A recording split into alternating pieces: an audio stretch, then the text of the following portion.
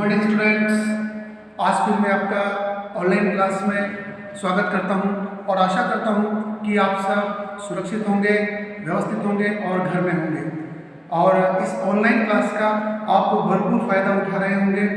और मैं आशा करता हूं कि मेरे द्वारा बताया हुआ हर फैक्ट्स आपको बड़ी आसानी से समझ में आ रहा होगा और मनोविज्ञान की जो तार्किक जो बातें हैं उनको समझने में आसानी हो रही होगी। चलो उसी क्रम में आज हम आगे बढ़ते हैं। कल हमने मनोविज्ञान की विभिन्न शाखाओं के बारे में विस्तार से अध्ययन किया था और मैंने आपको बताया था कि मनोविज्ञान की जो शाखाएं हैं उसको दो भागों में बांटा गया है। पहली सामान्य मनोविज्ञान और दूसरी है व्यवहारिक मनोविज्ञान। हमने पिछली क्लास में सामान्य मनोविज्ञान की 15 शाखाओं के बारे में चर्चा की थी और उसको मैं विस्तार से समझा था।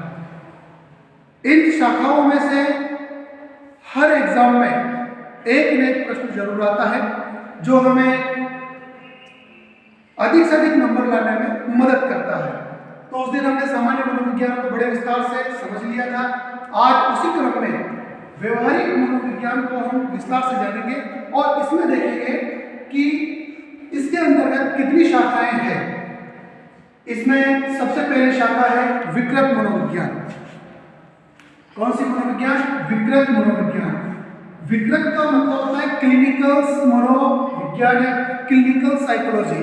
आप जानते हो कि जब हम किसी भी क्लिनिक पर जाते हैं, किसी डॉक्टर के पास जाते हैं तो हम उपचार के लिए जाते हैं। उसी तरह से यहाँ पर जो विकृत व्यक्ति होते हैं जिनको पढ़ने में समस्याएं होती है, बोलने में समस्याएं होती है, विभिन्न प्रकार के ऐसे व्यक्ति होते हैं जिनको अधिगम में बड़ी समस्याएं होती है, तो इस मनोविज्ञान के माध्यम से विकृत के माध्यम से क्लिनिक के माध्यम से समाधान किया जाता है। इसलिए इस मनोविज्ञान का भी बहुत बड़ा महत्व हो जाता है, इस शाखा का भी। अब देखिए, अब हम नेक्स्ट शाखा पढ़ रहे हैं शिक्षा मनोविज्ञान।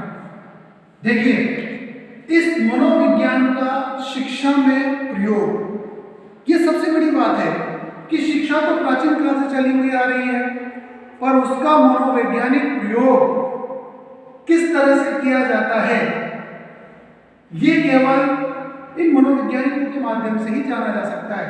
जैसे शिक्षा मनोविज्ञान को प्रकाश में लाने का काम थॉर्नडाइक का था। थॉर्नडाइक ने अपने बहुत सारे सिद्धांत दिए, वो हम विस्तार से पढ़ेंगे जब हम थॉर्नडाइक के बारे में जब जानेंगे। हम थॉर्नडाइक के जो सिद्धांत है उसके बारे में हम जानेंगे, तब हम बड़ा विस्तार से पढ़ेंगे कि इनके 3 तो मुख्य नियम थे और 5 गौण नियम थे और इनका सिद्धांत था थॉर्नडाइक। इन्होंने बिल्ली के ऊपर अपना एक बहुत अच्छा प्रयोग किया था और उसके माध्यम से समझाना चाहा था कि जो भूखी बिल्ली है उसके माध्यम से उन्होंने बहुत अच्छे उदाहरण दिए और प्रेजेंट किए। मैं चाहता हूँ कि इस टॉपिक को हम अधिगम के सिद्धांत में लेंगे तो ज़्यादा अच्छा रहेगा, क्योंकि वहाँ पर इनके बारे में बड़े विस्तार से बताया गया है। इनके सारे नियमों के बारे में हम बारीकी से जानकारी लेंगे, क्योंकि ये जो टॉपिक है थॉर्नडाइक वाला, यह आपकी परीक्षा की दृष्टि से बहुत ही महत्वपूर्ण है। शिक्षा मनोविज्ञान, इसको बोलते हैं एजुकेशनल साइकोलॉजी। इसका शिक्षा में प्रयोग करने से क्या क्या प्रभाव होते हैं, किन किन बच्चों को हम आसानी से शिक्षा दे सकते हैं, किन अध्यापकों के लिए आवश्यक होती है और पाठ्यक्रम के लिए बड़ी आवश्यक होती है शिक्षा मनोविज्ञान। तो हम इसके बारे में विस्तार से चर्चा करेंगे। और देखिए, पूरे साइकोलॉजी में 38% हिस्सा, कितना स्टूडेंट्स? 38% हिस्सा केवल शिक्षा मनोविज्ञान का होता है 100 में से। अब देखिए, जिसका 38% हिस्सा पूरे साइकोलॉजी में से, तो कितनी इंपॉर्टेंट होगी, इसको हम बड़े विस्तार से चर्चा करेंगे जब इसका टॉपिक आएगा।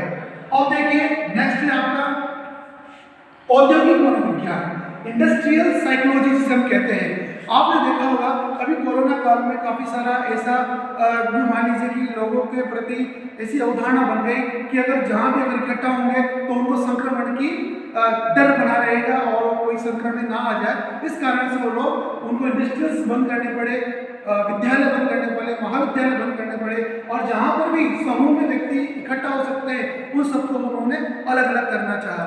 तो देखिए, उन्हीं औद्योगिक इकाइयों में और महाविद्यालयों में और विद्यालयों में उन्हीं व्यक्ति को प्राथमिकता दी गई जो व्यक्ति उसकी आवश्यकता का था। इस कोरोना काल में हमने वो चीज सीखी है और यही चीज औद्योगिक मनोविज्ञान में भी अप्लाई होती है। जिस इंडस्ट्रियल एरिया में जो व्यक्ति उसके काम का होता है उसको ज़्यादा प्राथमिकता दी जाती है और उसी को ही महत्व दिया जाता है। और यहाँ पर मनोविज्ञान में ये सिखाता है कि हम किस तरह से लोगों के व्यवहार का अध्ययन करें और किस तरह से उनके टेस्ट लें, बौद्धिक क्षमता को चेक करें कि ये व्यक्ति हमारे लिए कितना, इस संस्था के लिए कितना, या इस उद्योग, हमारे उद्योग को बढ़ाने के लिए क्या क्या नए नए प्लान बताता है और किस तरह से मैं आगे बढ़ा सकता है। तो वहाँ पर उनकी तार्किक क्षमताओं को देखते हुए, उनकी बौद्धिकता के ज्ञान को देखते हुए उनको यहाँ पर मौका दिया जाता है। इसलिए औद्योगिक मनोविज्ञान में भी इसका बहुत बड़ा महत्व होता है लोगों के चयन करने में।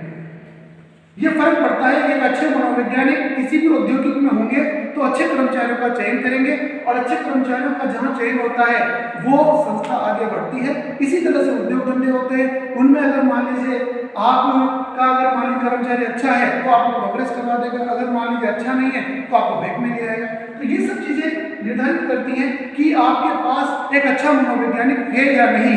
अगर एक अच्छा मनोवैज्ञानिक है तो वो इन चीजों को जानता है कि संस्था के लिए क्या बुरा है, क्या अच्छा है, कौन से काम को प्रायोरिटी देनी चाहिए, कौन से काम को प्रायोरिटी नहीं देनी चाहिए। इन सब चीजों के लिए एक मनोवैज्ञानिक होना बहुत जरूरी है।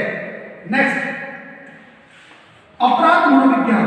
अब देखिए, अपराध मनोविज्ञान से तात्पर्य यहाँ पर यह है कि जो बच्चे बालिग नहीं है, बालिग का तात्पर्य होता है कि 18 साल का जो बच्चा होता है वो बालिग हो जाता है, और 18 से जो कम के बच्चे होते हैं उनको बाल अपचार या बाल अपराधी बोला जाता है। ये इसकी परिभाषा होती है। और अब्राहम मैस्लो इसके प्रवर्तक हैं, उन्होंने काफी सारा इस पर अध्ययन किया, स्टडी की और बाल अपराध विद्यालय बनाए, बाल सुधार गृह विद्यालय बनाए। एक जानकारी मैं आपको बता दूं, अमेरिका में सबसे पहले बाल गृह सुधार आंदोलन चला था और वहां पर एक मनोवैज्ञानिक थे स्टैनली हॉल। स्टैनली हॉल ने जो बाल विद्यालय हैं उनके बारे में उन्होंने स्थापना की और उनके बारे में उन्होंने बताया। और अब्राहम मैस्लो ने विशेष तौर से अपराध मनोविज्ञान के बारे में काफी सारी डिटेल्स बताई थी। इनके बारे में हम जब अब्राहम मैस्लो का टॉपिक आएगा और अपराध मनोविज्ञान के बारे में आपके सिलेबस में एक विशेष टॉपिक है अपराध मनोविज्ञान के नाम से, उसे हम लास्ट की 5 यूनिट में है, उस यूनिट में हम इसको विस्तार से जानेंगे कि अपराध मनोविज्ञान और अपराध करने वाले बालकों की स्थिति क्या होती है, क्यों अपराध करते हैं, फिर उनको सुधार के लिए क्या क्या उपाय होते हैं, वो सब हम उसमें जानेंगे। उनके लिए कौन कौन से विद्यालय होते हैं उनके बारे में भी जानना पड़ेगा। नेक्स्ट है आपका सैन्य मनोविज्ञान। देखिए, सैन्य मनोविज्ञान का तात्पर्य है कि आपने देखा होगा अभी कंपटीशन का दौर है और हम देखते हैं कि कोई भी सैन्य परीक्षण होता है या किसी भी सेना के लिए भर्ती होती है तो उस भर्ती के लिए विशेष योग्यता की आवश्यकता होती है और चयन के मापदंड होते हैं। उसमें जैसे मान लीजिए आपकी लंबाई का होना, आपके सीने का चौड़ा होना और आपके पैरों का जो डिस्टेंस है, एल्बो, सारी चीज चेक की जाती है। कहीं आपकी आई साइट चेक की जाती है और आपका सबसे बड़ी बात होती है इसमें एक परीक्षा होती है, मनोवैज्ञानिक परीक्षा होती है। उस मनोवैज्ञानिक परीक्षा को पास करने पर ही आपका चयन होता है। अब देखिए, मैं आपको छोटी सी जानकारी में बता दूं कि प्रथम विश्व युद्ध हुआ और द्वितीय विश्व युद्ध हुआ। प्रथम विश्व युद्ध में तो हार बहुत सारे कारण रहे, पर जब द्वितीय विश्व युद्ध हुआ तो उस विश्व युद्ध में अमेरिका के पास सैनिकों की कमी आई। तो सैनिकों की कमी आई तो उन्होंने ऐसा ही काम किया कि अपने देश में जितने भी युवा थे उन सबको इसके लिए प्रेरित किया और कहा कि आप देश के लिए बहुत कुछ कर सकते हो और आप सेना में भर्ती हो। अब देखिए, जब ऐसी स्थिति आ जाती है तो हर व्यक्ति चाहता है कि मैं देश के लिए बहुत कुछ करूं, तो उन्होंने यही किया, सारे जितने भी युवा थे उन सबको इकट्ठा किया और उनका परीक्षण लिया। अब देखिए, यहाँ पर बौद्धिक परीक्षण हुआ, व्यक्तित्व का परीक्षण हुआ और यहाँ पर उनका शारीरिक परीक्षण हुआ। इन सब टेस्ट के माध्यम से उनको गुजरना पड़ा। ये सब क्या थे? सारे मनोवैज्ञानिक टेस्ट थे, जिसके माध्यम से उस विश्व युद्ध में उसको सफलता मिली। कहते हैं कि एक सफल देश के पीछे उसकी सेना का बहुत बड़ा हाथ होता है। तो सैन्य मनोविज्ञान का महत्व बहुत ज्यादा बढ़ जाता है देश की सुरक्षा को देखते हुए। नेक्स्ट है आपका नैदानिक मनोविज्ञान। कहते हैं कि नैदानिक मनोविज्ञान शिक्षा का सबसे बड़ा पार्ट है और मनोविज्ञान का सबसे बड़ा हिस्सा भी यही है। नैदानिक का मतलब होता है निदान करना, किसी भी समस्या का एक स्टेप बाय स्टेप फॉलो करते हुए उसका समाधान करना ही क्या कहलाता है? नैदानिक मनोविज्ञान कहलाता है। और इसके तहत जितने भी समस्यात्मक बालक होते हैं उन सबका निदान किया जाता है। जैसे विद्यालय में देरी से आना, कक्षा में सो जाना, गृह कार्य नहीं करके लाना, उन सब समस्याओं का समाधान किसमें किया जाता है? निर्धारित समस्या में किया जाता है। इसीलिए इसको सबसे बड़ा क्षेत्र कहा जाता है। आज इस कक्षा में हमने काफ़ी सारा अध्ययन किया, सारी विभिन्न शाखाओं के बारे में जाना और इन 7 शाखाओं 6 शाखाओं के बारे में भी आज विस्तार से अध्ययन किया। आशा करता हूँ कि आपको सब समझ में आया होगा। और यदि अगर मान लीजिए आपको किसी भी टॉपिक में अगर कोई भी समस्या होती है तो आप मुझे डिस्क्रिप्शन में आप मैसेज छोड़ सकते हैं अपना, उस समस्या का मैं समाधान करूंगा। और इस क्लास को मैंने आपके व्हाट्सएप पे भी डाला हुआ है। अगर मान लीजिए आप चाहते हो कि कोई चीज़ समझ नहीं आई तो आप मुझे व्यक्तिगत भी पूछ सकते हो। That's all, thanks.